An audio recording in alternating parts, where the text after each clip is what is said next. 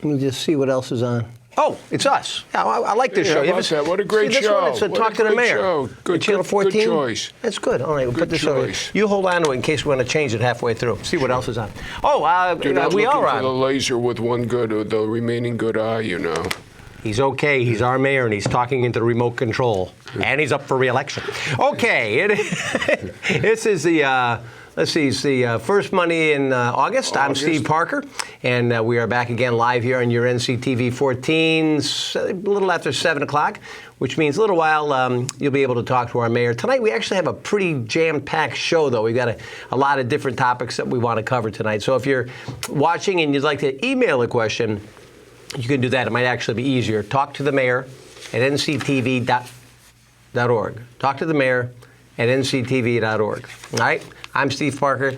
He's Mayor Roy Zartarian, who's back up running again this year, right? Yes, sir. How's the field looking? Anybody out there making you nervous? Okay, let's move on. No. How's that for an answer? In August, does that mean you're already, do you start flyers now? When does all that start? We're doing our campaign groundwork right now. We'll have that wrapped up in short order. Mm-hmm. I don't want to say too much publicly because I don't want to give the opposition any help. But I'm just thinking, you know, when you run for president, you usually start as soon as you're elected for re-election. Well, it's already started on the Republican side, according to the New York Times.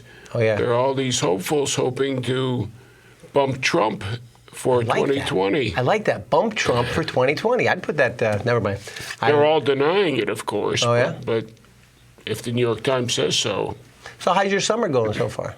My summer has gone pretty well. Yeah? Yeah? Yeah, I'm just back from a week in Vermont. Oh, yes. I had a very restful time watching Lake Champlain, watching butterflies, watching birds, and I even got a life mustelid. You get a what? A life mustelid. You know, I was wondering if I saw a little bit over here. Oh, no. A mustelid is a class of animals that minks and weasels belong to. Okay. So I'd seen minks up there before. But this time around, I actually saw a long-tailed weasel run across the road, which gives rise to the joke, why did the weasel cross the road? Of course. To get to the other side. Sure, I knew that. I know my weasel jokes. So and I thought that was rather neat. Now, I think it was really wonderful that you were emailing us back and forth from the shores of Lake Champlain. Yes. You managed to put that in the copy of the email, which was nice. That's right. Just to let you know that even though I was on vacation, I'm thinking of Talk to the Mayor constantly. Well, you know, it's funny because we had tried to get the chief of police on a few times before, and I know we had to move things around, and he had to move things around, but you brought him tonight. I hope you brought him tonight, because if not, you got an escort to get in there for some reason. This is the one and only Chief Steve Clark of the Newington Police Department. Hi, Steve. How are you? Welcome. How are you? Very good. Good. Very good. Everything going all right? Everything's going very well. Now, I gotta ask you, because I know I see the mayor all over town at all these different events going on and everything. You guys it seems like there's more stuff than ever happening in Newington, especially through Parks and Rec. You guys must be running ragged, huh? Yeah, Parks and Rec is a good partner for us. We just had the National Night Out last week where we partnered with Park and Rec. We had over $6,000 worth of donations from various sponsors throughout town, businesses, town residents. It exceeded our expectations. It's the first time we did it, so we weren't sure, what we were going to get for crowds and the support, and it's been overwhelming. So we learned a lot for next year. We're going to tweak it a little bit, make it even bigger and better than it was this year, but it really exceeded our expectations as far as the crowds and what we got out of it.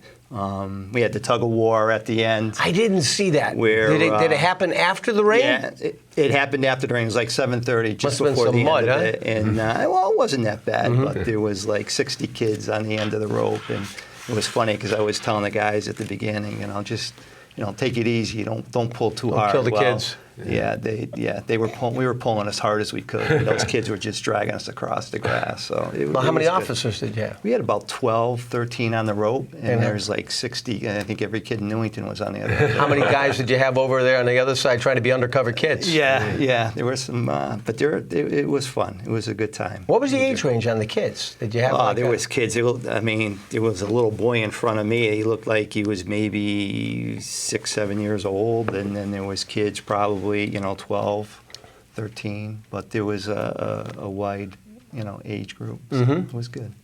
Yeah. Now, so you were at Lake Champlain for that, Yes. right? Okay. Yes, and as a matter of fact, while that was going on, I was having dinner at one of my favorite restaurants. It was Gorgonzola crusted filet, as I recall. Yep. Rub it in a little bit more.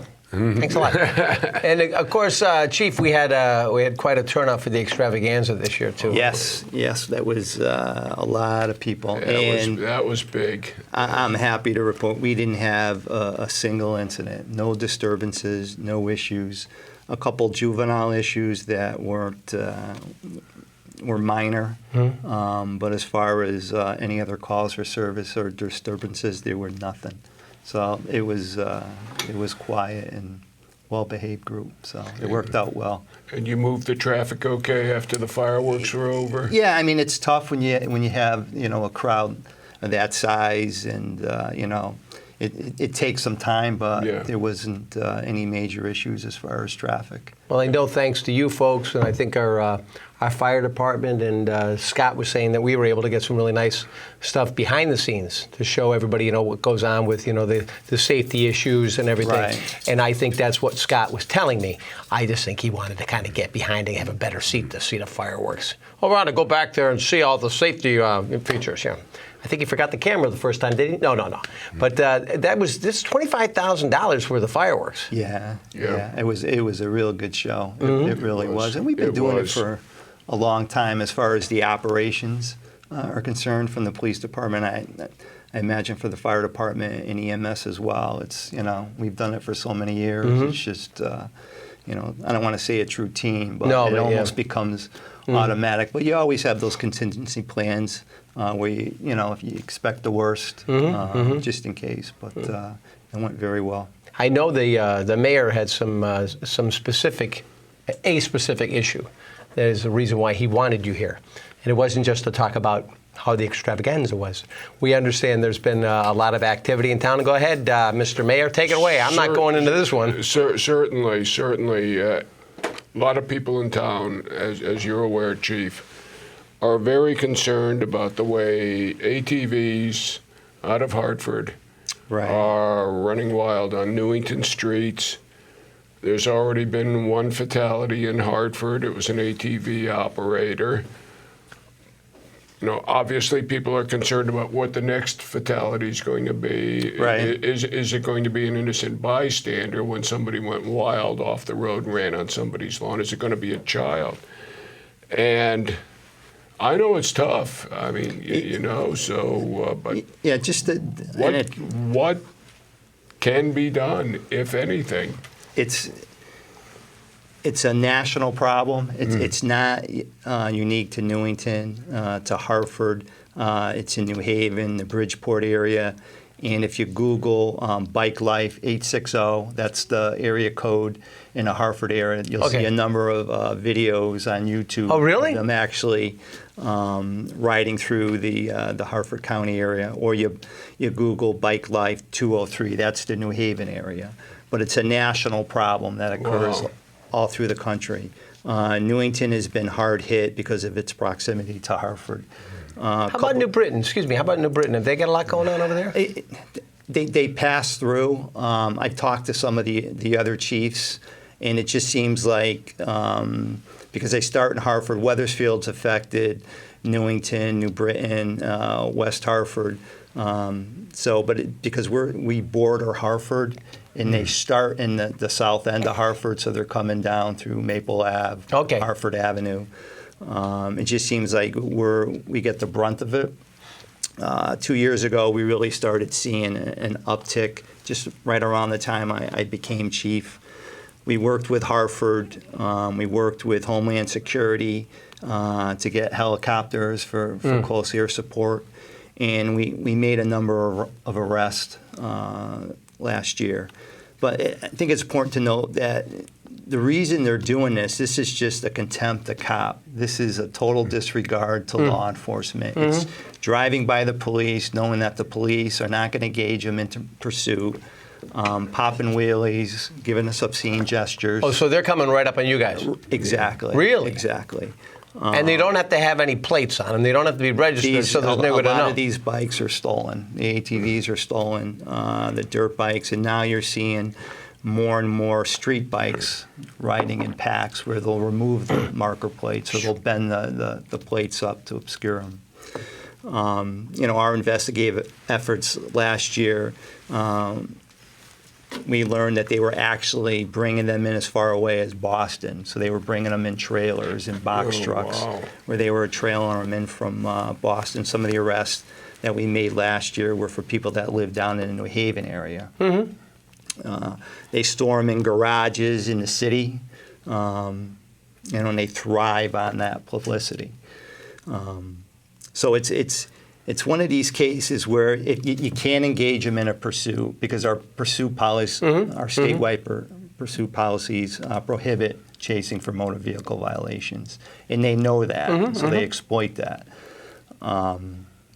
So it's more of, I guess I could try to compare it to more of a narcotics type investigation where it's surveillance and other means of trying to identify them. And what happened last year when we made a number of arrests through search warrants, arrest warrants, when they go to court, there's something in court called pre-trial discovery, where to form your defense, you have access, you and your attorney have access to the police reports, the search warrants, the arrest warrants. So after they received those copies for their defense, they knew exactly what our tactics were. They knew how we identified them. Oh, and wow. They have changed their tactics based on the information that they were able to get through the search warrants and in the other reports. So can they get stuff like, can they get stuff like through freedom of information and stuff, or no? They technically could, yeah, they could. But, if you're, as the accused, you have the rights to, the reports to formulate your defense. And, when we try to establish probable cause, we lay out the case for the prosecutor, for the judge, and the arrest warrants, so they knew exactly how we were able to identify them.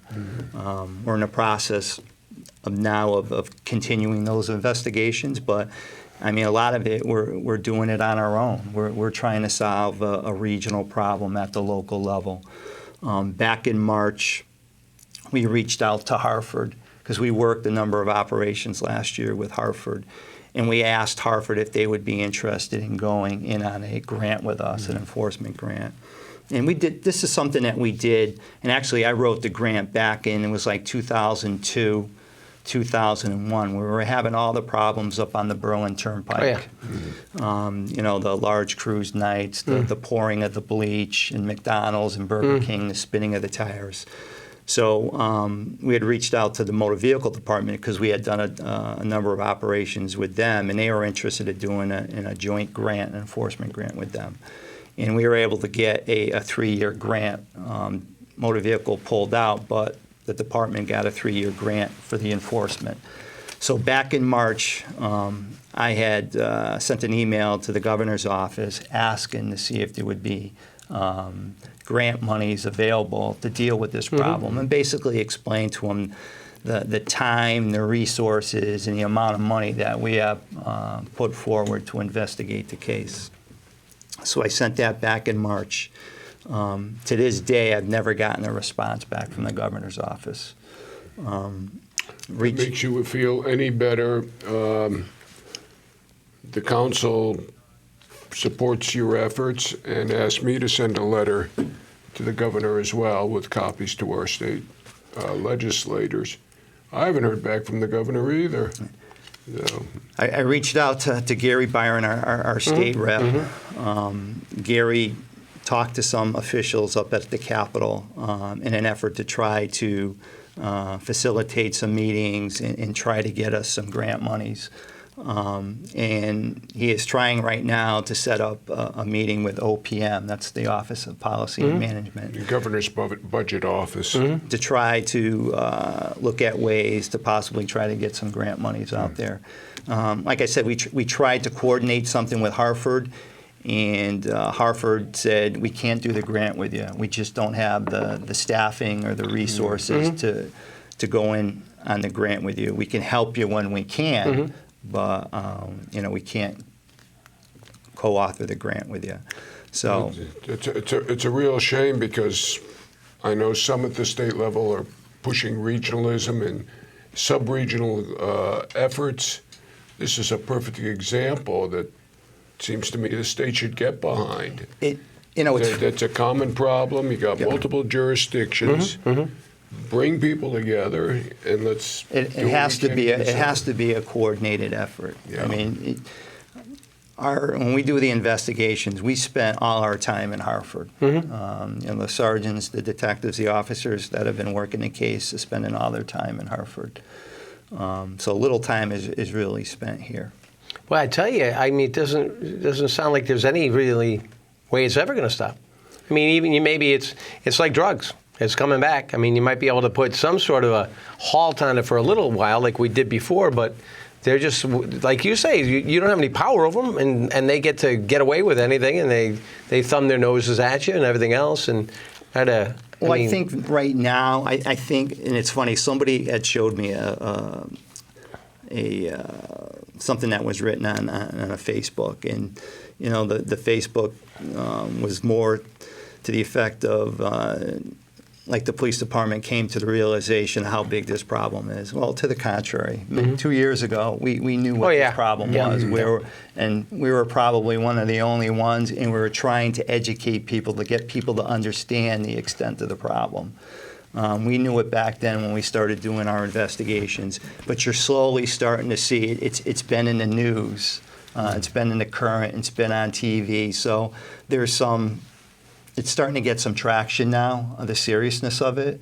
So hopefully now that it has that, it's been made public, and if there's enough outcry, maybe they can come up with some monies and some resources to help deal with it, because it's not going to go away. And the only way you're going to be able to deal with it is through enforcement efforts. And it has to be a coordinated effort. They meet in Hartford at a location, and then they leave from there and they drive through the suburbs, and then they return.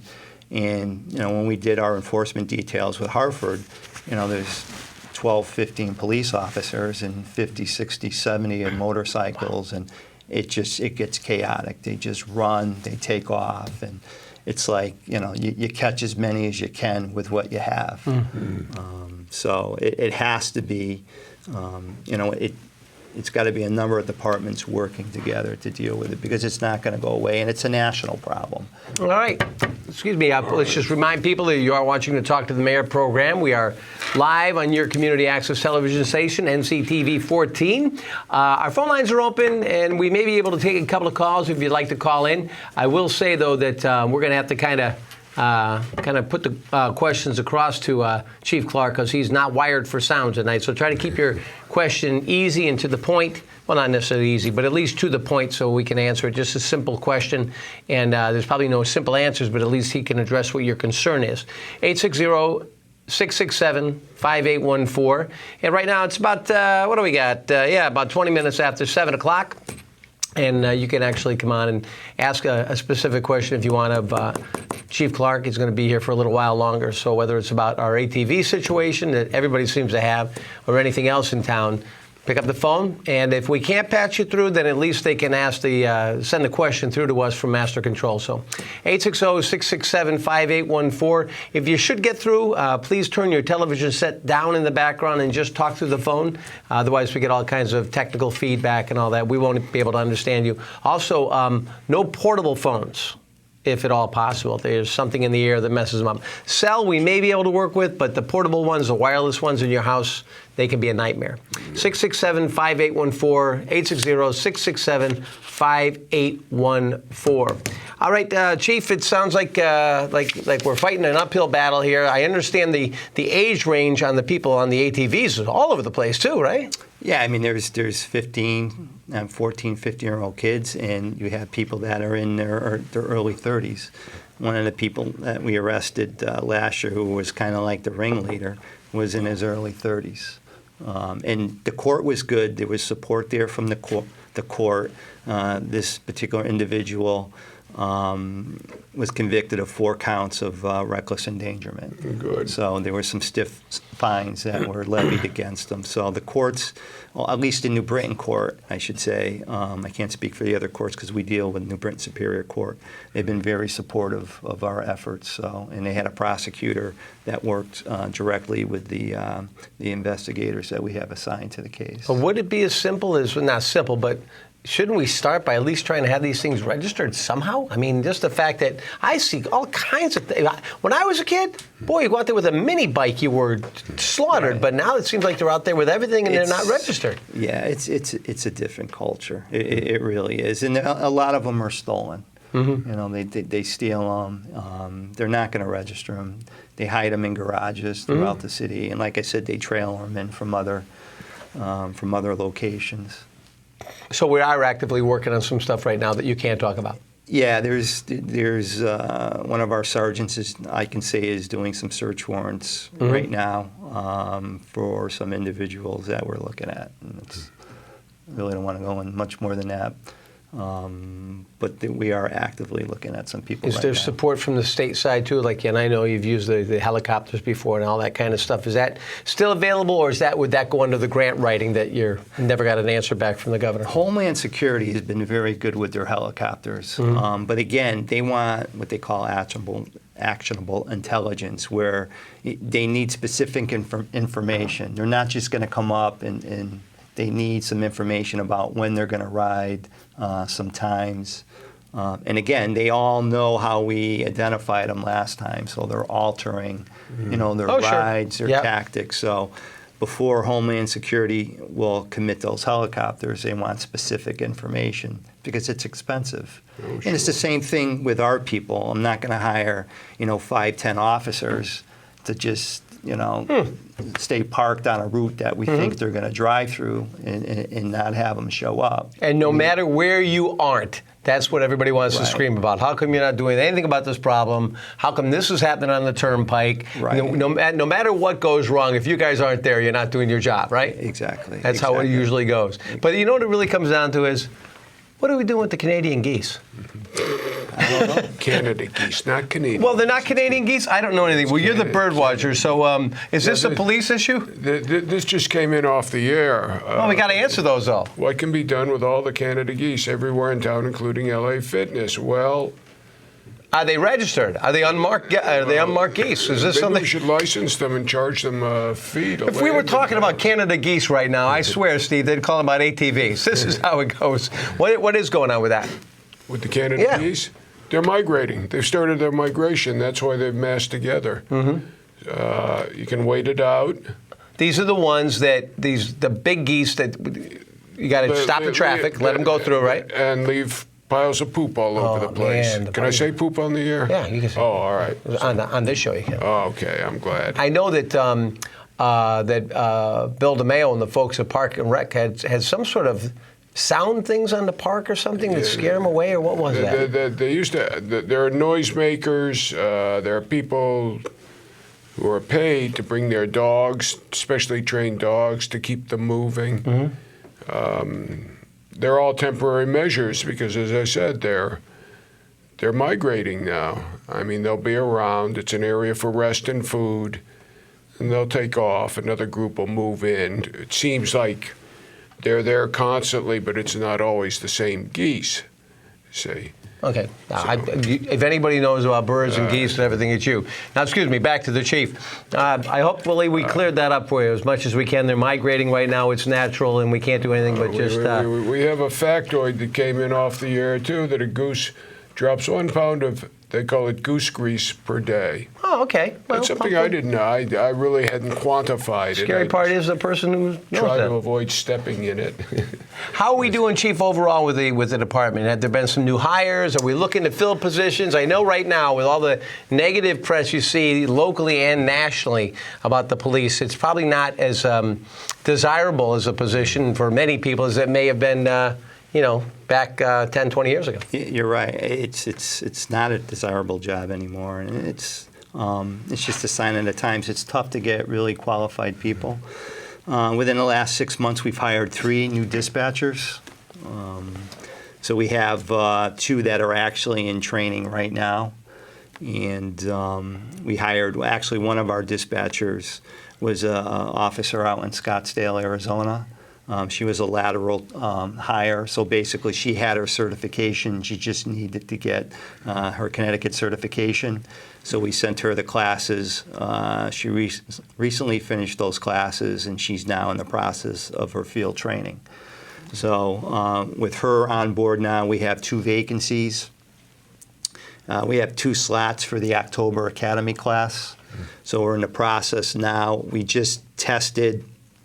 We brought a group into backgrounds. There were people in that they probably are going to be hired as police officers. They didn't rise to the level that we want. So we scrapped that, and we brought in a new group. The applications actually end today, and we have oral interviews set up for the following, not next week, but the following week, and we'll start backgrounds from that group. So hopefully we'll have 2 candidates for the October class. And How do we measure up with the state of Connecticut as far as towns that police officers want to get into? Where are we? we do very well. Yeah. And there's 2 things that drive people to a police department. It's pay and benefits. And reputation of the police department, and we have both. Our pay and benefits is good, which attracts good candidates. We have a very good reputation that also attracts candidates. So I know some other agencies. I just talked to a chief the other day, and they're in the process of trying to hire, and their applicant pool is very small, and ours is a lot more than what he has available. So we're doing pretty well. And again, it's what we have to offer here, and that's attracting good candidates. Mr. Mayor, how does the council feel as far as the way that, do the police have what they need? Are we looking at any more cruisers or the budget, or where we at? Well, we try to accommodate their budget requests. The chief and his command staff have really stepped up given the fiscal situation facing not only Newington but other towns in the state as well, as far as being very reasonable in their budget requests. So makes the job easier. I do have another issue to bring up with you while we have you here. You almost made it out, Chief. I was trying. Go ahead. Seems to be every time you look in Facebook, somebody's saying, somebody went through my car and took my change and this and that, or somebody stole my car. A lot of that. A lot of people leaving their keys in their cars. Now that cars. you're here, you can get out the message that it wouldn't happen if people actually locked their cars. Right. I can't believe people would actually leave a car in a driveway overnight, even in Newington, unlocked. Yeah, it's as much as we get the message out there, it's just it falls on deaf ears. We're getting a lot of car breaks, stolen cars for people that leave their fobs in the car. Oh, yeah. There's a group, and it's not just Newington, it's all the suburban towns in the Hartford region.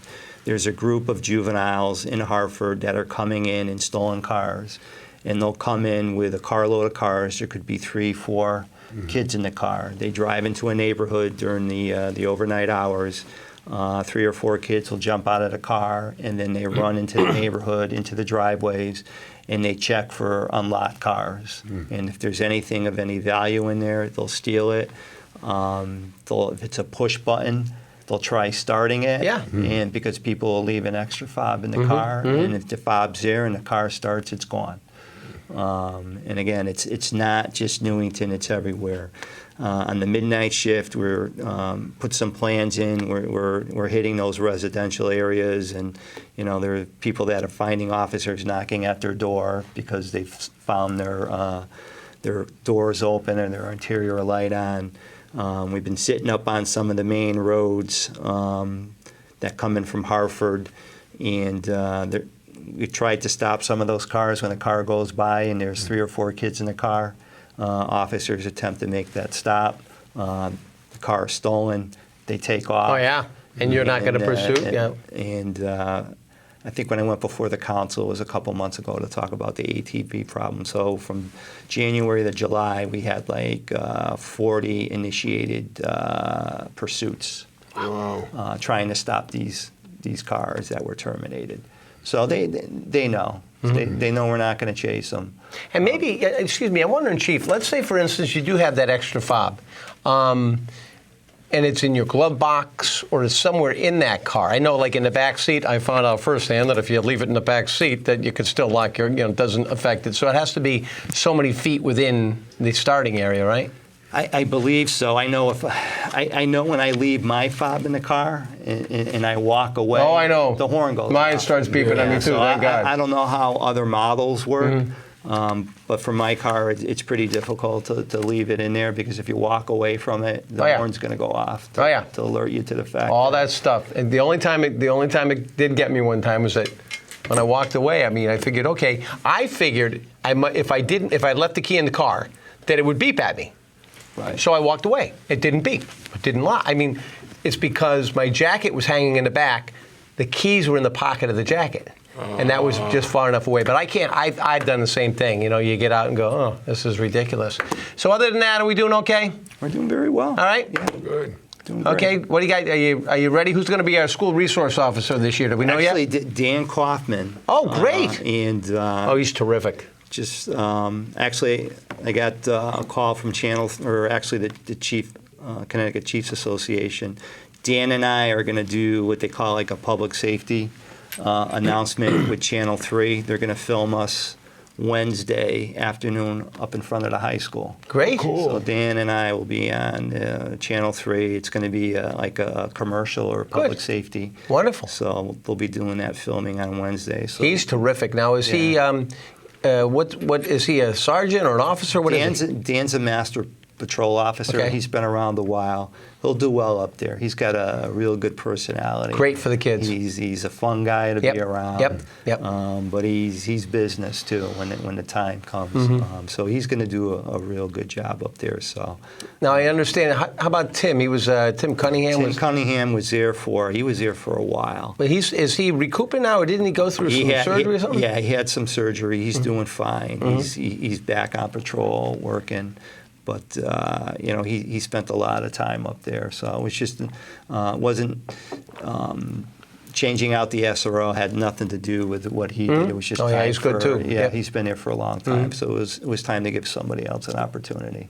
So, but they both did. I mean, Tim did a good job. Dan's going to do a great job. Dan's terrific. He really is. He's not that. I mean, we're very fortunate right now that most of the guys and women that pull me over are really. We have good people in the town. And seriously, when you go to different events and whenever you guys are out in public, there always seems to be a smile out there. And there have been times in our history where they haven't always been as warm as these guys. But you got a lot of personality behind the department. Good guys. I keep hearing from various people in the community what a great job our police department is doing. So kudos to you and to the troops. Thank you. All right. Well, thanks a lot, Steve. Thank you. All right. Good to Keep see in you. touch. Let us know what's going on. All right. All right. Thanks for coming by. Thank you. Be careful. Don't let the chief get hurt over there. We got him wired up. Yes. Yep. Well, I don't know what happens if he goes onto the ground, but it won't be good here. Here comes Michael. Here comes the expert to take care of it. All right, we got about another 25 minutes or so to go with the show. So if you'd like to give us a call, 860-667-5814. We are live on your community access television station, Channel 14. See you later, Chief. And if you'd like to give us a call, 860-667-5814. I know it's summertime. A lot of people are away on vacation. That's okay. If you're around and you would like to email us, you can email us at talktothemayor@nctv.org. And as the mayor and I talk about it a lot, there's so many different ways for people to watch this program right now. We're just thankful that you watch. I know it might be on Cox, or it might be on Frontier, or it might be a satellite. You might watch us on delay. You might watch us on demand. A lot of people watch us they go to nctv.org. We're always posting the programs there forever. So if you're not watching us live, you can still send us questions for the next show, which will be on September 11th, because the 4th is going to be Labor Day, and I don't know about you, but it's... No, that's not a good day for a show. Right? All right, so we've got some other things happening in town, and I know a couple of good things going on. What have you got? Do we ever? Have you taken a look at the Newtown website? Not lately. Why not? You know something? I should talk to my crew. I wonder if from time to time, of course, I'd like to give him a heads up, but even tonight when he was talking about going to YouTube and that and seeing some of these motorcycles, might be kind of neat, as long as we're not promoting a certain site, if we got to see some of those motorcycles in action here in Newington. And a new website. So the crew here is wonderful, but as they always say to me, Steve, a little bit more of a heads up than just a few minutes before the show. I do want to give a plug for the town's new website. It's been completely redesigned, completely overhauled. It took several months of work by the town staff. We got a new service provider. It is very user-friendly, very attractive, and my picture is in there in a few places. Oh, really? If you go to the photo album, the senior center section, you'll see me dancing in a couple of photos at the spring prom last May.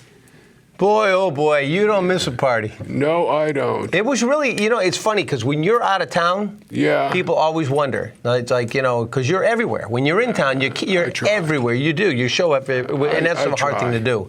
So when we're going, uh-oh, what's going on? Where's Roy? Where is he?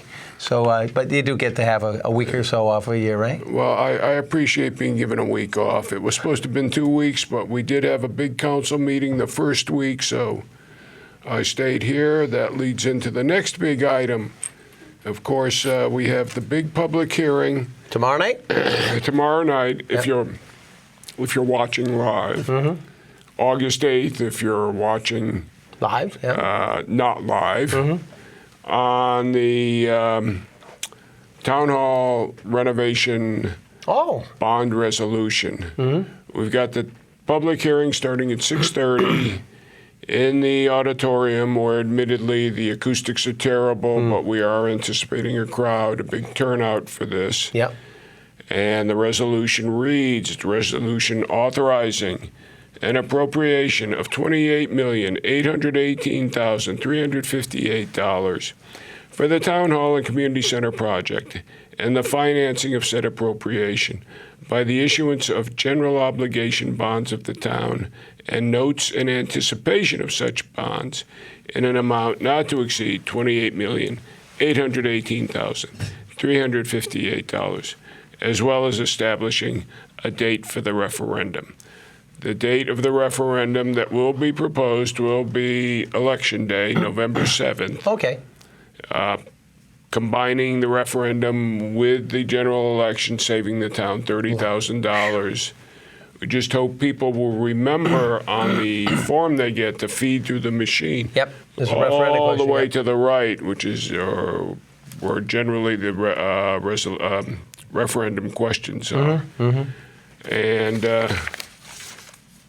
that's what will be after the public hearing. So what we're trying to do is get the go-ahead to spend the money, right? Yes, the council will approve, I hope. The council will act on approving putting the question on the referendum, for referendum on November 7th. So if they vote for the $28 million, does that mean we could start work? The people will vote on November 7th on the $28.8 million. All the council is doing is saying, yes, we want the people to vote on this on November 7th for this purpose. So if they vote for it, they decide on November 7th they want to suspend, or they approve the $28 million, does that mean we start taking bids, or does that mean we've got a builder? Do we have somebody who's going to build? We have a construction manager all set. Construction manager will handle hiring the subcontractors and all the rest of it. What we've got to do first is get financing lined up. That involves going into the bond market. We've got bond counsel lined up to help us with that. How's our bond rating now? Our bond rating, I knew you were going to ask, and it just slipping my mind. It is very good for a town our size, and that helps us because it means a lower interest rate. We are not junk bond status like a certain city neighboring us I could mention. I just hope that the state fiscal situation and the fiscal situation of a certain city that borders us is not going to have a sort of a ripple effect on Newington's status once it gets into the bond market, looking for the best prices. Now, what happens when we go with the $28 million, and that's what it's going to cost to build, build or refurbish or whatever we're doing? How far above that? I mean, because we always seem to come in over whatever the budget was. So if it, we can't. You can't. Okay. I mean, this is if it looks like that's going to happen, then what does it go to another referendum? We would have to. We'd have to go and get approval for anything else. But we are fairly confident because the construction manager's neck is on the line for that $28.8 million figure. That it will be it will be done for that or less. I'm just getting a note right now. Moody's has us at AA2, and Standard & Poor has us at AA+. Is that good? That's very good. Sounds good to me. That's very good. We have a history of sound financial management. Good. Some people may know already that our finance director, Ann Harder, I remember her first day here, will be retiring at the end of August, and that work has already begun on recruiting a replacement. That's a big hole in the lineup for us, but it's certainly understandable. Ann's been here 22 years, and thank you, Ann. It's time. To tell you the truth, I know this won't come out right, but she looks the same now as she did when she started. So, that's right. Yep, and that's come out right. Oh, okay. It's not a Trumpism, believe me. Well, we do wish her the best of luck. What about one last thing, because I do want to talk about the run for Dom. Yes, One last thing, though. When are we going to be paying the property taxes on our cars? What's the status? We don't know yet. Okay. Who knows? That all depends. It varies from town to town. Yeah.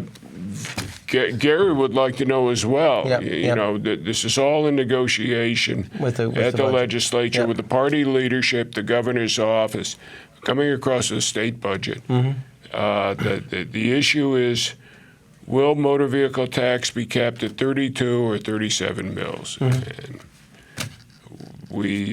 and I'm hoping 32 myself because I just bought a new car, so. Ooh, they'll get you. Oh, I shouldn't have said that. I hope it was something that's economical, and is it electric, or is it running on fumes, or what? Sometimes it does. It can get you the birdhouses. I got a good deal on a 2014 Honda CR-V. Oh, nice car. And took it to Vermont and back. Nice. Had a great time in it. Great in the snow. Really nice, really nice being up high, seeing what's there.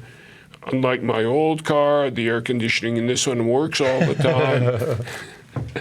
Anything else happening around town that we need to know of? Let's see. What else have we got? Don't forget the Waterfall Festival, the Newington Volunteer Fire Department Parade on September 23rd. That's right. We'll get more on that on our next meeting. Our next program, rather. Boy, I tell you, I really hope we did Kiwanis the other night. Had a big program that God rest his soul, Al Cohen was the last show he put together. But boy, oh boy, the fire department's amazing, that 100-year history. Oh yeah. Okay, what have we got here? Oh, we've got the Run for Dom, the annual. This is the 5th annual Run for Dom. Wow. It's to benefit ALS research. ALS, amyotrophic lateral sclerosis, is what took former mayor, former state representative Dom Mazzacoli from us. So that is scheduled for September 16th of this year. There it is up on the screen. Yeah, there it is. There's the graphic. It's a 5K run, walk. You can sign up now, go through its website, which is www.dom.org. www.runfordom, all one word, .com. Runfordom.com. That's it. Runfordom.com. That's it. That's a great one. And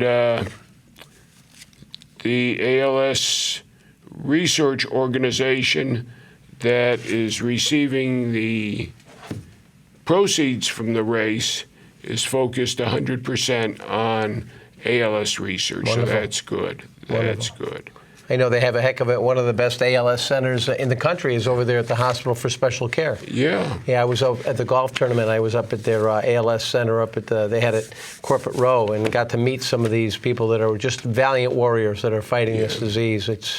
I guess I was speaking to somebody from the association the other day, and I guess they made some great inroads, especially going back. That Ice Bucket Challenge was one of the largest fundraisers, if not the largest fundraiser, for one specific event that's ever taken place.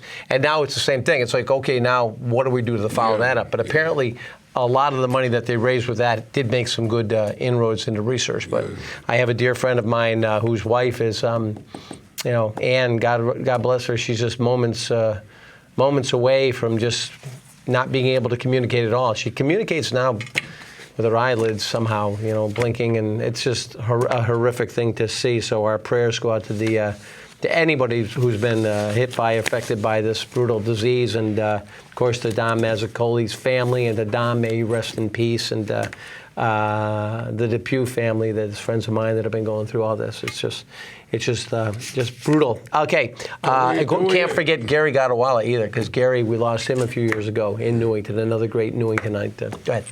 Don't we have something on Al Cohen? We want to talk a little bit about Al, because that was a real brutal. That's a big loss to the community. Let me tell you. I tell you, man, Al Cohen was a dear friend, and he all the time, all the programs that you've seen here on Channel 14, all the Kiwanis programs that you've seen as long as any of us can remember, the driving force behind that was always Al Cohen. That's what we got. Al was off the air. Al was a real mensch, a gentleman. Yep. Everybody loved Al. He was 99 and a half. And I got a funny feeling he would never, I think in his heart, he never much over 20. He was always a very, very young spirit. Amazing supply of energy in that guy. And he kept Myra going, and Myra kept him going. That's right. And I remember because Al and I were, Al worked in radio at WTHT, which isn't even around anymore. Yeah. That was the Hartford Times radio station. And Al and I loved to go out, and we would talk all night about radio. He was actually working when Pearl Harbor happened, when War of the Worlds happened. He was really amazing. But, just his obituary, he used to say, I didn't really do anything. You talked to him about World War II, and he was, I didn't really do anything. It turns out, he was a mathematical whiz, and he was drawing all these maps and doing these amazing things for our pilots. And he was just, but he always had a great sense of humor. And I do remember, though, he and Myra were they both just had that amazing click. He said when he first met her, he wanted to make sure that nobody ever got their mitts into her, and she wanted to make sure nobody ever got their mitts into him. Yeah. So the first time they met each other up in the Catskills, it was love at first sight. But he said to me, and I had a smile, and it was just after he lost Myra, he just said to me, he says, I miss her so much. Yeah, I really miss her so much. He says, but at this point in my life, I won't have to wait that long to see her again, which I just thought was a beautiful way to look at it. So even, in Clark Castell and I were up at Jefferson House. And I will tell you, up until his last breath, Al Cohen's biggest concern that he would speak about was making sure that this Kiwanis program that we shot here at Channel 14, which it may be already done, it may be up there. If not, I'm sure Patty and the rest of the gang are putting it together. He was sitting up in his hospital bed. I'm sorry, give me that again. Okay, good. I'm just getting clues from the other room. In the next couple of days, you'll be able to see the Kiwanis video. And Al was... we were visiting with him a little bit after 10 o'clock. And Clark and I were going over everything with the program. He laid it all out, like Al always did. You know, who was going to speak when. He did all this research, had specific fireman quotes. He knew who he wanted certain people to speak at certain times. And but his biggest concern was, will it be what the fire department wants? Will it be, you know, what they're looking for? I don't want to let the firemen down. And we reassured him because we had talked to the chief, and we we're going to go meet with the chief. And I think after Clark and I left, I spoke to the chief on the phone, and we made an arrangement to meet. He was going to actually come over and say hi to Al on Friday morning because we were there Thursday. And I called Clark, and Clark said he had just passed. But it was kind of neat to know that, I guess they talk about that last rally, but I will say that morning, he was 1,000% there, which he always was, you know. But that morning when they heard that they had said that, he had, at one point they said before we went in there that he was non-responsive. Clark and I walked in there, he's sitting up reading the paper with his glasses on. Don't look too non-responsive to me. But he was very detail-oriented. And I don't really know of anybody who had a heart and a passion for the town of Newington like Al and Myra did. And Al would want me to tell you, probably the most important thing that he'd want you to remember, an amazing life, 99 and a half years old. The last Sunday in August is when the flea market opens again. That's right. That was always his thing. No matter what, don't forget to tell him the Big Cave Flea Market. It's going to be back. That's right. I'll be waiting for the phone call. Oh yeah. To be there to cut the ribbon or something. It won't come. Well, he was always so connected with that, and so he would sit there at the gate, 99 and a half years old. He'd sit there and he'd collect $1. Yep. And I can't even fathom how much money Kiwanis has given Channel 14. Thank you very much. Through the years, they've always had an annual donation for us. All the money they raise supports so many good things here in the town of Newington. But he was very interesting to see. He was always a public relations man. He always believed in getting the press announcements out about everything that the Kiwanis was doing. And his speaker series were just, second to none. But he was really something. And I'm sure in all the time that you lived in town, you must have had quite a few dealings with him, huh? When I was working for the town and he had news releases to go on the website, I'd get the email, I'd get the phone call to make sure I got the email, and then I'd get the phone call to make sure it was on the website. Well, I tell you, and then I'd get the phone call thanking me, and that was not only Kiwanis, it was also the Newington Amateur Radio. Oh, huge with that. He had a League. brick down there, and he has a brick down there, him and Myra, Yeah, he was big ham radio operator. Oh, huge, yeah. He got his license when he was 14. Yeah. Yeah. And Al always made the other guy feel like he was the most important person in the room. Yeah. Every time I'd call him or he'd call me, he'd always go, Steve Parker. And he always felt like he was always so modest about asking for anything. Yeah. And he'd be at all of those. In fact, the last Kiwanis meeting, we actually Skyped. We had him there in the middle of the room, and Clark had set him up for Skype. Great. So we had Al in the middle of the room on the computer, and it was hysterical because Al, the number one thing in Al's life, next to Kiwanis and everything, was making sure his children were okay. Yeah. And that Marlene, Francine, and Stephen. And he was always worried about the kids. So we're Skyping the program. Al's right there. We talk to Al. All of a sudden, his phone rings. It's one of the kids.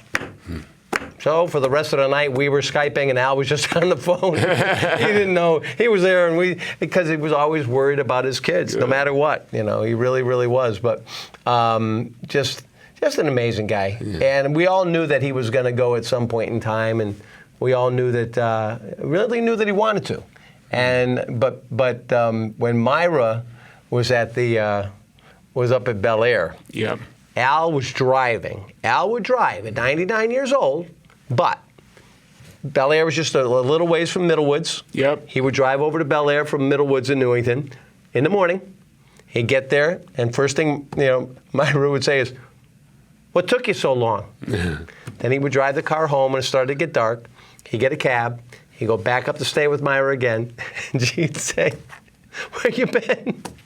And then whenever he'd leave, no matter how late it was, she'd say, "How come you're leaving already?" So we were somewhat joking, saying that, when he got to heaven, Myra probably looked at him and said, "What took you so long?" But yeah, we're definitely gonna miss him. What have we got coming up for the next month or so before our next program? What's in the works that we need to know about? Well, we do have the public hearing. Yeah, we have the public hearing. And the meeting to do the legal approvals to get the issue on the November 7th ballot. That's the big thing. Let's get over that hump first. But I do understand that the Goldberger's expansion is going well and should be open within the month. Really? How many more tables do you think? Any idea? No idea. They're taking over that other side, though, right? The side to the south of the present That'll be great. site. I think they're going to call it Five and Fine. Oh, really? Yeah, because that whole area used Five to and be Dime. a Five and Dime store run by a fellow named Stanley. I remember that. When we were Yeah. kids. Yeah, we used to call it the Froggy store. They had a frog in the window. Yeah, and TPZ approved a special permit and a site plan for a senior living facility on that lot at the corner of Russell Road and East Cedar Street. Oh, really? The one with the huge pile of rock that everybody keeps asking about. What's going there? Yeah. So it looks like it's going to go there. It's going to have 2 buildings. Apartments going to range in size from just under 800 square feet to over 1,300 square feet. Wow. It will include washers, dryers, walk-in closets, balconies, fully fitted kitchens. Boy, that should be nice. Apparently, seniors, and now it's the boomers who are looking for this, are seeking larger apartments with more amenities, and which can be rented rather than owned. That's nice. So, Chick-fil-A going to happen? Is that going to come in there? Chick-fil-A, I believe, was approved. Its plans were approved by TPZ. They're going to demolish the Ruby Tuesday building and get up a new building of their own, looking like probably mid-2018 on that, to see that up and running. So there we are in Chick-fil-A. Okay. And everything else around town is looking good? Nothing happening with On Fire. That building yet. It's too bad. I think, actually, I was saying to somebody, because of the history on that corner, too bad we couldn't get a Sonic in there. Remember, we had the car hops in that area. The Sesame car hop. Wow. Back boy. 50s. You go back a ways, don't you? You must be pretty old. I saw the old pictures. Oh, is that it? You went to the library. I saw it on one of our Facebook pages. But, it was really something. Well, what we're going to do is we've got our next program coming up on the 11th of September, and we're going to 11th. Yep, we're going to cut out a little bit here with a different ending to our program, because we spoke a bit about our buddy Al Cohen. So we want to dedicate tonight's program to Al Cohen. I also want to thank our friends Robert Blank, Robert J. Blank, Scott Allo, Michael Rosenkrantz, John Donahue, Vicky Rosenkrantz, and Pauline Kruk. Thank you very much. These are our volunteers. They keep the place up and keep it going. So we're going to close out the program tonight with a little something from our buddy Al Cohen. Al, I hope we get this run right. And we're going to rest in peace, and we're going to try to keep things going for you. All right? Amen. See you later. Amen. Amen. Good night, everybody. Good night. Thank you, Steve. Thank you. I wish I could. That guy can't stand up straight either. That's what we were talking about earlier. These kids nowadays, right? Incidentally, that's great for him. So the only thing he could remember was to tell them about a Halloween prank where they tied a chain around an outhouse and used a pickup truck to drag it off its foundations. But You too, Dan. Okay. There we go. Beautiful. One more.